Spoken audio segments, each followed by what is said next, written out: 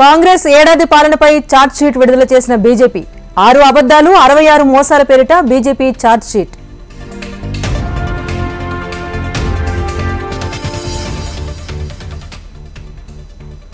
సంక్రాంతి తర్వాత రైతు భరోసా నిధులు ఎవరు అడ్డుపడినా ఆగదన్న CM Revanth.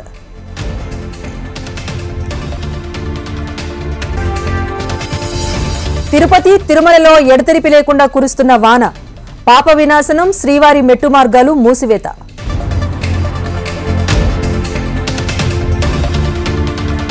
Telangana irrigation AEE Nikhesh Kumar కు రిమాండ్.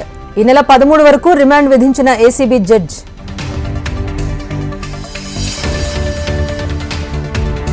తిరుపతి కొత్తకోటలో ఏటీఎం సెంటర్పై రాళ్ల దాడి, షట్టర్ అద్దాలు, ఏటీఎం మిషన్ను ధ్వంసం చేసిన దుండగుడు.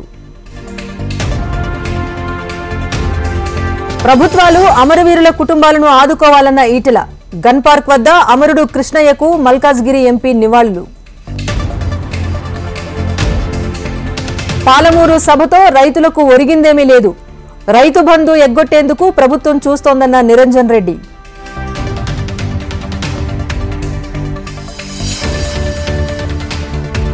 కొమరం భీం జిల్లాలో కొనసాగుతున్న పులివేట, డ్రోన్ల సాయంతో అడవి మొత్తం జల్లెడ పడుతున్న సిబ్బంది.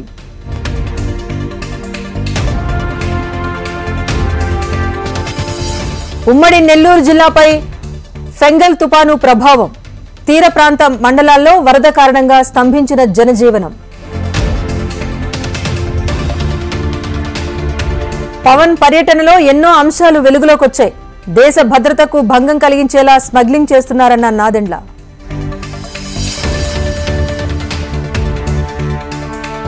ఒకరోజు ముందే ఏపీ కేబినెట్ సమావేశం, డిసెంబర్ 4న జరగాల్సిన సమావేశం 3వ తేదీకి మార్పు.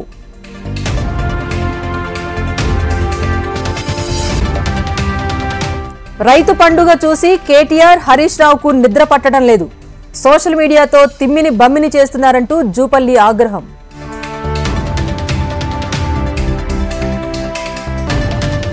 హైదరాబాద్ లో Sri Gayatri tours and travels భారీ మోసం, పుణ్యక్షేత్రాల ట్రిప్ పేరుతో 15 కోట్ల రూపాయల వసూలు.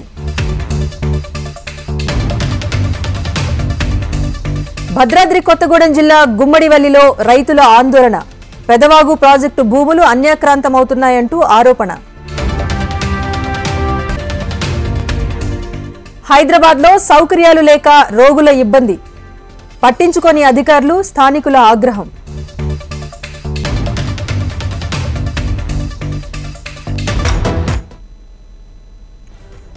హైదరాబాద్ లో ఆపరేషన్ రోప్, ఫుట్పాత్లపై ఆక్రమణల తొలగింపు.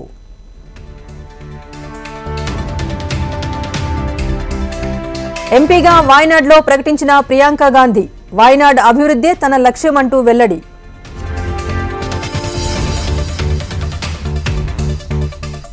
పాండిచ్చేరిలో వరద బీభత్సం, నీట మునిగిన బీచ్ పరిసర ప్రాంతాలు, ఇళ్లు.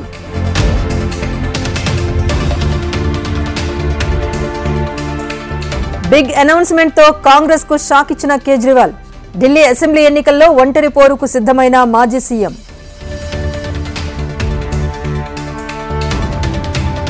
చెన్నైలో ల్యాండింగ్ సాధ్యం కాక గాల్లో లేచిన విమానం, అప్రమత్తమైన పైలట్, త్రుటిలో తప్పిన పెను ప్రమాదం.